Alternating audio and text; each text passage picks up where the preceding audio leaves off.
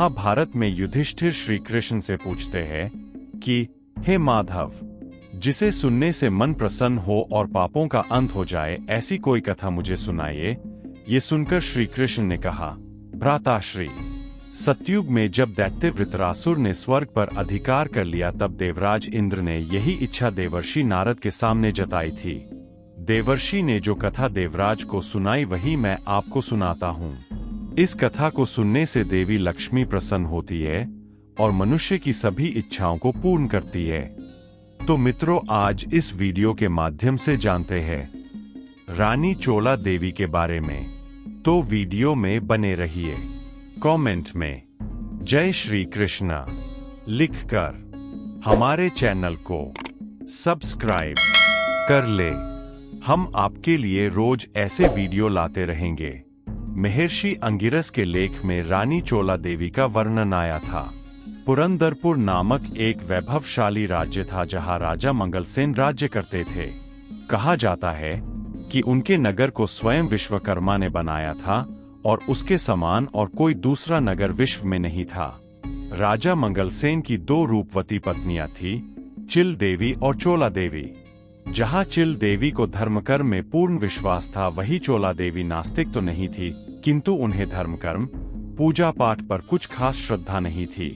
एक बार मंगलसेन अपनी पत्नी चोला देवी के साथ अपने भवन के शिखर पर विचरण कर रहे थे कि सहसा चोला देवी की नजर समुद्र के जल से घिरे एक छोटे से द्वीप पर पड़ी। उस रमणीक द्वीप को देखकर चोला देवी ने अपने पति से कहा कि उसकी इच्छा है कि उस द्वीप पर आप मेरे लिए एक अत्यंत सुंदर उद्यान बनवाएं।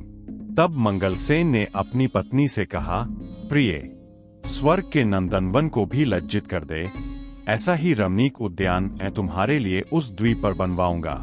अपने वचन के अनुसार मंगलसेन ने रानी चोला देवी के लिए एक अत्यंत मनोहारी उद्यान का निर्माण करवाया। चोला देवी अब अपना अधिकांश समय उसी उद्यान में बिताने लगी। एक दिन राजा और रानी अपने भवन में बैठे थे कि चोला देवी के उद्यान के सैनिकों ने बताया कि उद्यान में एक विकराल शूकर घुस आया है और पूरे उद्यान का नाश कर रहा है। यही नहीं, उसने वहां के कई रक्षकों को भी मार गिराया है। ये सुनकर रानी चोला देवी दुहक से विलाप करने लगी। ये देखकर मंगलसेन अत्यंत क्रोधित हुए और उस शूकर को मारने अपनी सेना उस उद्यान में भेजी। यही नहीं, वो स्वयं अपने गज पर बैठकर उद्यान पहुंचे। वहां पहुंचकर उसने उस शूकर को उत्पात मचाते देखा तो उसने अपनी सेना से कहा, इस शूकर को तत्काल मार डालो। अगर ये शूकर किसी भी सैनिक के बगल से निकल जाएगा तो मैं उसका वध कर दूंगा। तभी वो शूकर सभी सैनिकों को घायल करता हुआ राजा के ही बगल से निकलकर भाग गया। ये देखकर राजा बड़ा लज्जित हुआ। उसने अकेले अपने अश्व पर उस शूकर का पीछा किया और घने वन में अंततः उस शूकर को अपने बाणों से भेद दिया। जैसे ही शूकर ने अपने प्राण त्यागे, वो एक दिव्य पुरुष में बदल गया। उसी समय स्वर्ग से एक दिव्य यान आया और वो देव पुरुष उस यान पर विराजमान हो गए। ये देखकर राजा मंगलसेन ने आश्चर्य से इसका रहस्य उनसे पूछा। तब उस देव ने कहा, राजन, मैं चित्ररथ नामक गंधर्व हूँ।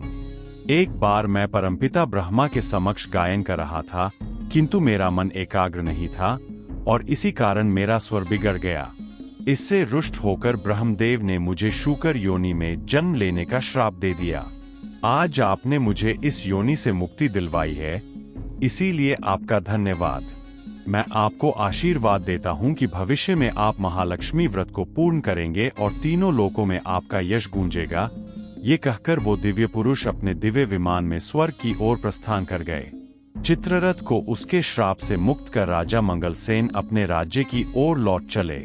उन्हें बड़ी प्यास लगी थी और उनका अश्व भी श्रमित था, इसीलिए वे मार्ग में एक सरोवर पर रुक गए। वहां उन्होंने देखा कि बहुत सारी स्त्रियां सरोवर के किनारे धार्मिक कार्यों में व्यस्त है। तब उसने उनसे पूछा कि आप लोग किसकी पूजा कर रही हैं? तब उन स्त्रियों ने बताया कि हम माता महालक्ष्मी की पूजा कर रहे हैं। ये सुनकर राजा मंगलसेन वही महालक्ष्मी की कथा को सुनने के लिए बैठ गए। कथा सुनकर और उस व्रत का पालन कर उन्हें अनंत पुण्य की प्राप्ति हुई। उन स्त्रियों ने राजा की सुरक्षा के लिए राजा की भुजा पर महालक्ष्मी का सिद्ध कवच भी बांध दिया। फिर राजा प्रसन्नतापूर्वक अपने राज्य वापस लौट आए। उन्होंने जो पुण्य अर्जित किया था उसका समाचार देने वो सबसे पहले रानी चोला देवी के पास पहुंचे। राजा मंगलसेन ने अपनी कथा अपनी दोनों पत्नियों चोला रानी और चिल रानी को सुनाई, किंतु चोला रानी को उनकी कहानी पर विश्वास न हुआ। जब चोला रानी ने राजा की भुजा पर बंधा डोरा देखा तो उन्हें लगा कि किसी अन्य स्त्री ने उन्हें प्रेम पूर्वक ये धागा बांधा है। ये सोचकर उन्होंने सोते हुए राजा की भुजा से वो डोरा तोड़कर फेंक दिया, किंतु चिल रानी ने उसे श्रद्धापूर्वक अपने पास रख लिया। महालक्ष्मी की कृपा से राजा मंगलसेन पुनः महालक्ष्मी का पूजन करने को सज्ज हुए, किंतु वो धागा अपने हाथ पर बंधा न देखकर व्यथित हुए। तब चिल रानी ने उन्हें वो धागा दिया और बताया कि किस प्रकार चोला रानी ने उसे फेंक दिया था। ये सुनकर मंगलसेन चोला रानी पर बड़े रुष्ट हुए और चिल रानी से अत्यंत प्रसन्न होकर उनके साथ ही महालक्ष्मी का पूजन किया। उसके अगले दिन माता लक्ष्मी एक वृद्धा का रूप धर पहले चिल रानी के पास पहुंची, जिन्होंने उनका बड़ा सत्कार किया। उसे आशीर्वाद देकर वे चोला रानी के पास पहुंची, किंतु चोला रानी ने उनका अपमान कर वहां से उन्हें जाने को कहा। ये देखकर माता लक्ष्मी अपने असली रूप में आ गई और उसे श्राप दिया, हे अभिमानी रानी, तुझे वृद्ध का सम्मान करना नहीं आता। मैं तो यहाँ तुझे ऐश्वर्य प्रदान करने आई थी, पर तूने मेरा अपमान किया। इसीलिए जा, जिस शूकर का वध तेरे पति ने किया था, तेरा मुख भी उसी शूकर के समान हो जाए। माता का ऐसा श्राप पाते ही रानी चोला देवी शूकरी मुख की हो गई। उन्हें अपनी भूल का पछतावा हुआ और उन्होंने माता के चरण पकड़कर क्षमा मांगी। तब मां लक्ष्मी ने कहा, तू तत्काल महर्षि अंगिरस के आश्रम जा, वो तुझे मेरे श्राप से मुक्ति का उपाय बताएंगे। तब माता की आज्ञानुसार चोला रानी महर्षि अंगिरस के आश्रम पहुंची और उनसे अपनी व्यथा कही। महर्षि अंगिरस ने कहा, पुत्री, माता के श्राप को तो माता के व्रत द्वारा हो समाप्त किया जा सकता है। इसीलिए तू उसी महान व्रत को कर जिसे तेरे पति ने किया था।